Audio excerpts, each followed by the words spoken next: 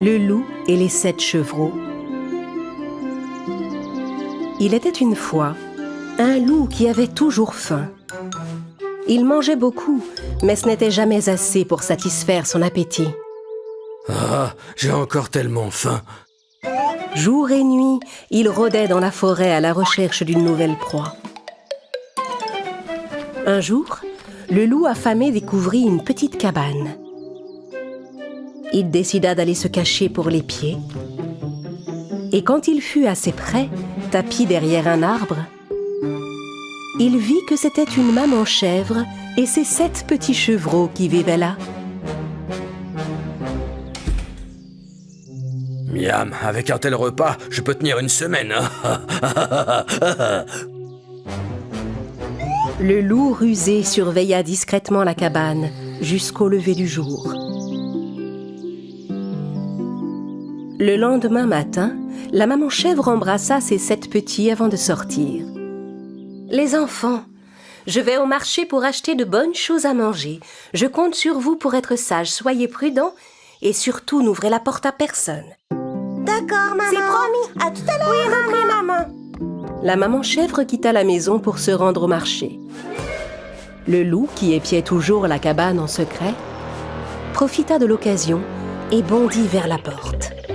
Mais il lui fallait trouver une ruse pour que les chevreaux acceptent de lui ouvrir. Le meilleur moyen de berner ces chevreaux pour les attraper, c'est de trouver un bon déguisement. Pour commencer, le loup alla enfiler une vieille robe.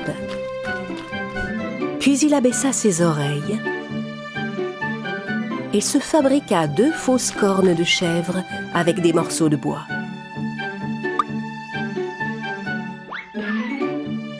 Puis il alla se couvrir les pattes de farine pour les blanchir. Il vola en passant un gâteau que quelqu'un avait mis à refroidir sur le bord de sa fenêtre. Et si je change ma voix un peu comme ça, je fais une parfaite grand-mère chèvre.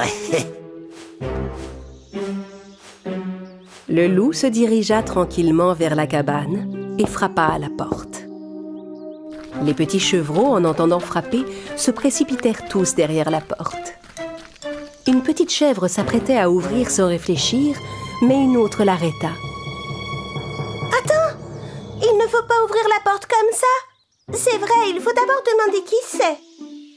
Qui est là? Mes petits, c'est moi, votre grand-mère. Je suis venue pour vous emmener au parc. Je trouve ça bizarre, notre grand-mère vit très loin d'ici. Ça ne peut pas être elle. Oh, c'est vrai, j'ai fait un très long voyage, mais me voici. Allons, mes chéris, ouvrez la porte et allons jouer au parc. Pendant que le loup parlait, les chevreaux regardèrent sous la porte pour voir ses pattes. Regardez, ses pattes sont toutes blanches comme les nôtres. Oui, mais elle n'a pas de sabots. Vous avez vu, elle a des longues griffes comme un loup. Comme les chevreaux n'ouvraient toujours pas la porte, le loup leur fit sentir l'odeur du bon gâteau. Regardez, je vous ai apporté un délicieux gâteau à la pomme, mes petits chéris. Les loups ne savent pas faire des gâteaux, vous le savez bien. Attirés par l'odeur du bon gâteau, les chevreaux se décidèrent à ouvrir la porte. Aucun d'eux ne se rendit compte que c'était le loup qui s'était déguisé. Viens, grand-mère, viens, on va jouer au parc. Oh oui, après on mangera le bon gâteau pour le goûter. Les chevreaux et le loup quittèrent la cabane. J'ai tellement faim, j'ai du mal à me retenir. Tandis que les chevreaux avançaient sans se douter de rien, la robe du loup s'accrocha en passant à une branche d'arbre et le loup se retrouva sans déguisement. Les chevreaux furent stupéfaits de découvrir sa sombre fourrure.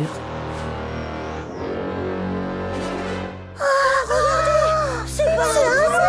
Oh, c'est pas possible. C'était un piège. Au secours. Quand le loup comprit qu'il était démasqué, il releva ses oreilles, montra ses crocs et bondit sur les chevreaux.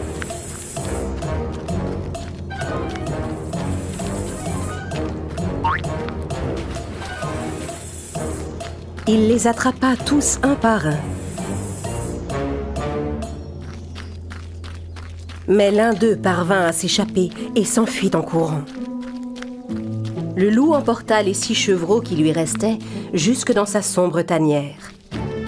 Pendant ce temps, le petit chevreau qui s'était enfui courait de toutes ses forces pour aller prévenir sa mère. Au même moment, la maman chèvre rentrait du marché avec un panier de fruits et de légumes. En trouvant la porte de sa maison grande ouverte, elle se précipita à l'intérieur. Plus aucun de ses petits n'était là. « Mes petits, où êtes-vous? Oh non, mes petits chevreaux, où sont-ils ?» La maman chèvre était folle d'inquiétude. Elle sortit en courant pour voir si ses petits étaient dehors. C'est alors qu'elle découvrit de grosses empreintes sur le sol. Oh non! Ces empreintes, ce sont les pattes d'un loup! Elle commença à suivre la piste, mais bientôt elle arriva sur un sol plus dur où il n'y avait plus de traces de pas. Oh non! Comment je vais faire? C'est affreux, un loup a enlevé mes petits! Tandis que la maman chèvre pleurait, désespérée, le chevreau qui s'était échappé arriva en courant. Maman! Oh maman! Oh mon bébé, où sont tes frères et sœurs? Raconte-moi, qu'est-ce qui vous est arrivé? Maman, un méchant loup s'est déguisé en grand-mère chèvre pour tous nous attraper un par un. Je suis le seul à m'être enfui, mais je peux te guider, je sais où ils sont. La maman chèvre et son petit coururent vers le repère du loup. En arrivant, ils entendirent les voix des chevreaux prisonniers.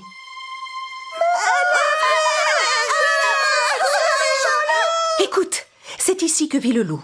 Il faut qu'on trouve le bon moyen de les sortir de là. La maman chèvre et son petit élaborèrent un plan pour sauver les autres petits chevreaux. Ils se placèrent devant l'entrée de la grotte du loup et formèrent l'ombre d'un gros ours en joignant leurs pattes.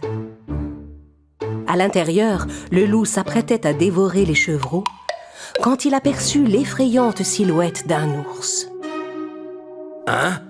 Qu'est-ce que c'est que ça? On dirait un gros ours. Je suis un ours énorme et je meurs de faim. Je crois que seul un bon loup pourra calmer mon appétit.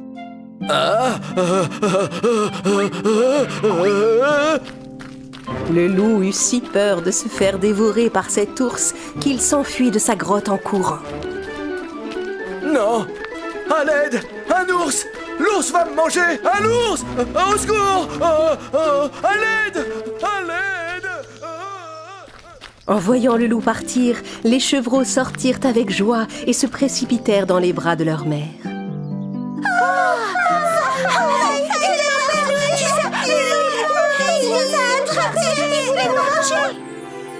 À partir de ce jour, la maman chèvre et ses 7 chevreaux vécurent une vie paisible dans leur charmante cabane.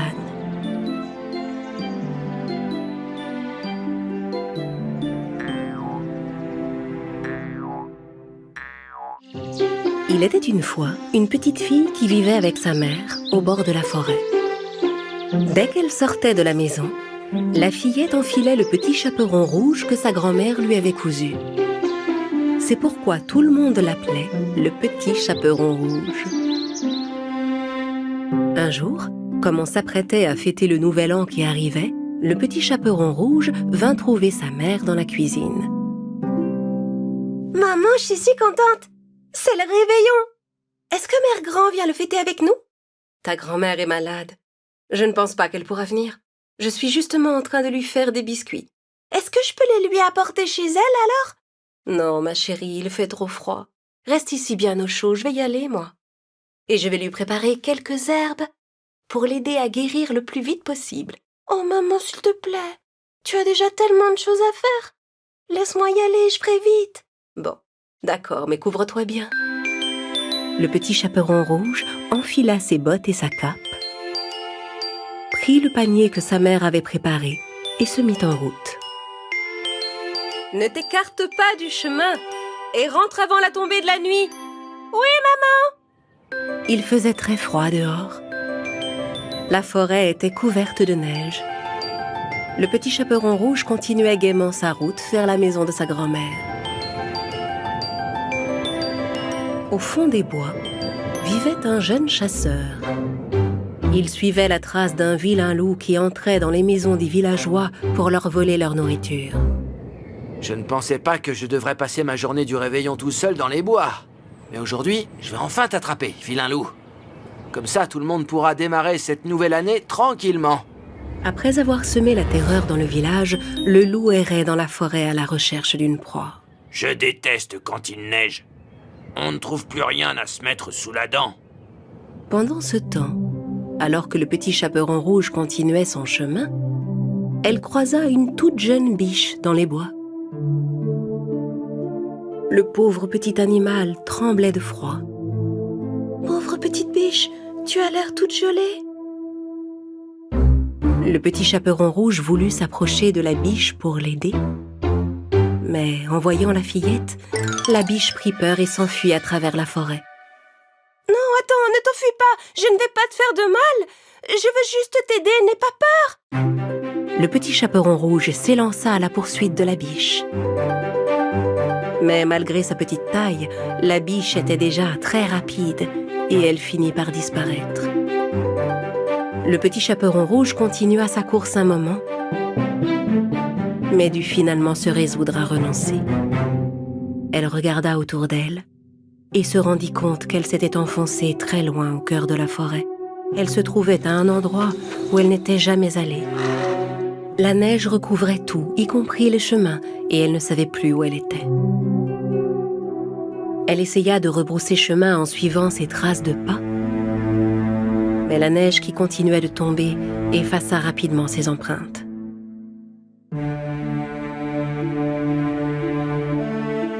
Désespéré et perdu, le petit chaperon rouge se mit à pleurer.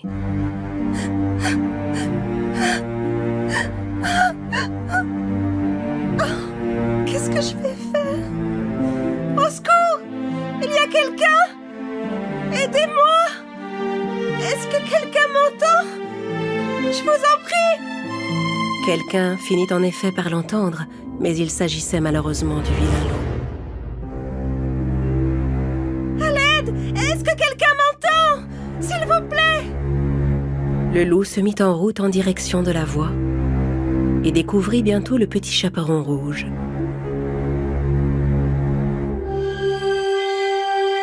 Doucement, pour ne pas l'effrayer, il s'approcha d'elle.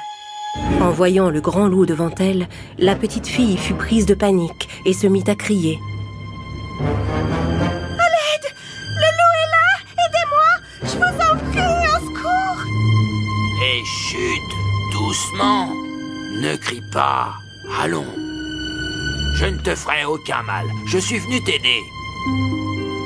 Rassuré par ces paroles, le petit chaperon rouge arrêta de crier. Bien. Maintenant, dis-moi. Qu'est-ce qu'une fillette comme toi fait toute seule dans la forêt? Je voulais apporter des biscuits à ma grand-mère, mais je me suis perdue. Ah! Mais aucun être humain ne vit par ici. Alors, de quel côté habite ta grand-mère? Eh bien... Le petit chaperon rouge ne voulait pas dire au loup où sa grand-mère vivait. Elle n'avait pas vraiment confiance en lui. D'ici, je ne saurais pas vous l'expliquer, mais si vous me ramenez sur le chemin principal, je suis sûre de pouvoir retrouver ma route. Très bien. Alors suis-moi, je vais t'accompagner. Le loup se mit en route et le petit chaperon rouge le suivit à travers la forêt. Mais le vilain loup avait élaboré un plan pour la piéger. Quand elle sera sur le chemin principal, cette petite m'indiquera la maison de sa grand-mère. Je commencerai par manger la fillette, puis j'irai croquer la mère grand. Voilà ce que j'appelle un festin de réveillon. Le loup et le petit chaperon rouge marchèrent encore un peu, puis arrivèrent sur le chemin principal. Et voilà, nous y sommes. Tu te rappelles comment aller chez ta grand-mère maintenant? Tout ce que le petit chaperon rouge voulait, c'était se débarrasser au plus vite du loup et filer chez sa grand-mère. Oui, merci. D'ici, je vais y arriver. De toute façon, ce n'est pas très loin. C'est la petite maison rouge, juste au bout de la forêt. Le petit chaperon rouge se rendit compte qu'elle avait parlé trop vite. Mais il était trop tard. Vraiment?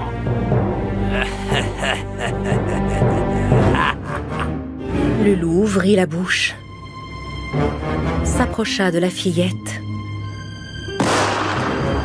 Mais au même moment, il entendit des coups de feu éclater tout près et s'enfuit en courant. Le petit chaperon rouge était soulagé. Elle se remit rapidement en route pour aller chez sa grand-mère. De son côté, le chasseur était toujours sur la piste du loup. Il remarqua les empreintes de l'animal dans la neige. Je sais que tu n'es pas loin. Je vais te trouver. Après ces mésaventures, le petit chaperon rouge arriva enfin chez sa grand-mère. Elle frappa à la porte et entendit la voix de la vieille femme qui lui répondait. « Entre, mon enfant. La porte est ouverte. » En entendant la voix de sa grand-mère, la fillette fut un peu surprise. Cette voix ne ressemble pas à celle de Mère Grand. Elle a sûrement mal à la gorge à cause de sa maladie. Le petit chaperon rouge poussa la porte et entra. Tous les rideaux étaient fermés. Dans l'obscurité, elle aperçut sa grand-mère qui était couchée dans son lit, blottie sous sa couverture. Comme c'est gentil d'être venu. Qu'est-ce que tu m'apportes là dans ton panier? De bons biscuits que maman a préparés pour toi. Elle m'a dit que tu ne pourrais pas venir pour le réveillon, alors j'ai voulu te rendre visite. Tu as bien fait, ma petite. Approche-toi un peu que je te vois mieux. Il fait si sombre par ici. Le petit chaperon rouge s'approcha du lit de sa grand-mère. Mais elle avait un étrange pressentiment. Viens plus près, ma chérie. Encore un peu plus près. Le petit chaperon rouge n'était plus qu'à un pas du lit de sa grand-mère. Celle-ci lui paraissait étrangement changée. Mère Grand, dis-moi pourquoi as-tu de si grandes oreilles? C'est pour mieux t'entendre, mon enfant. Pourquoi as-tu de si grands yeux? Ça, c'est pour mieux te voir, mon enfant. Mais Mère Grand, pourquoi as-tu de si grands bras? Voyons, c'est pour mieux te prendre dans mes bras, mon enfant. Et pourquoi as-tu de si grandes dents? Ça, c'est pour mieux te manger, mon enfant. Ah! Soudain, le loup bondit hors du lit et se jeta sur le petit chaperon rouge.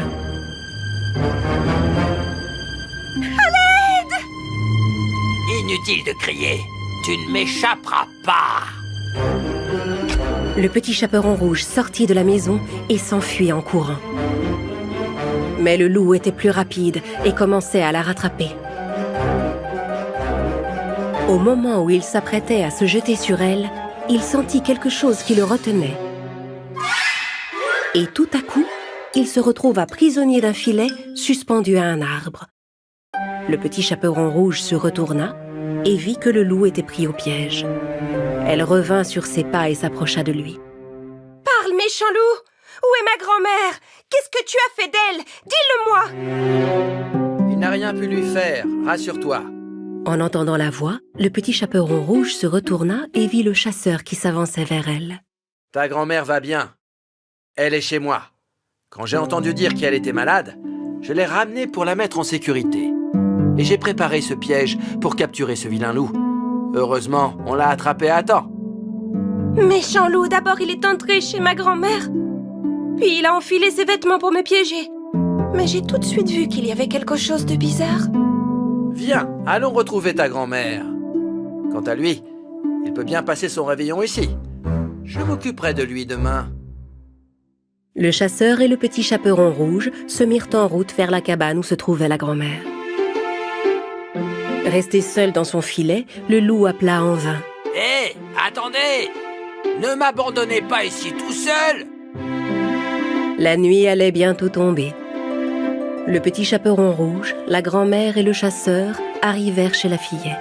Inquiète, sa maman l'attendait devant la maison. Quand elle vit sa fille, elle s'avança vers elle, soulagée. « Ma petite fille, mais où étais-tu passée? Maman, tu es là?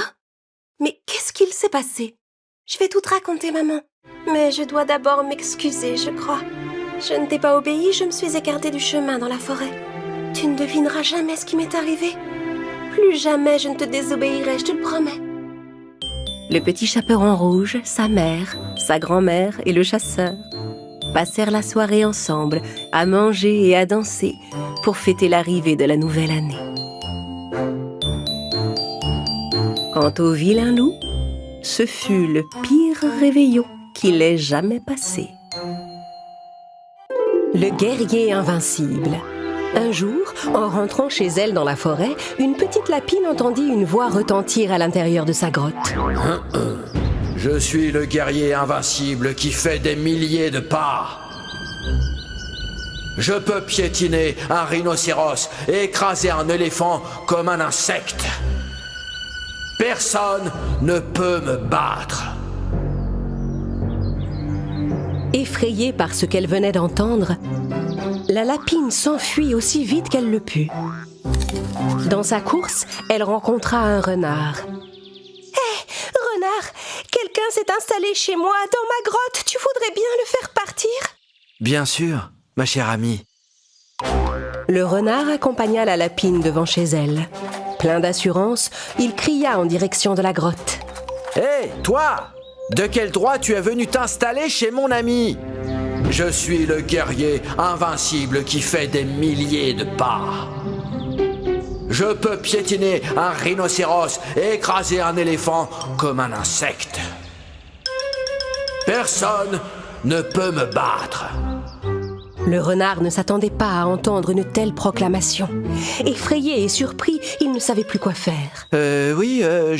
Désolé, lapine, mon ami, mais je ne peux rien faire contre quelqu'un capable d'écraser un éléphant. Le renard s'enfuit, laissant la lapine encore plus apeurée. Elle s'enfuit à son tour, désespérée, et croisa la route d'un rhinocéros. Hé, rhinocéros, quelqu'un que je ne connais pas s'est installé dans ma grotte. Et il ne veut pas sortir. Tu veux bien m'aider? Oh, mais bien sûr, voyons, viens. Allons voir cet intrus. La lapine conduisit le rhinocéros devant chez elle. Et toi là, de quel droit tu viens t'installer chez mon ami?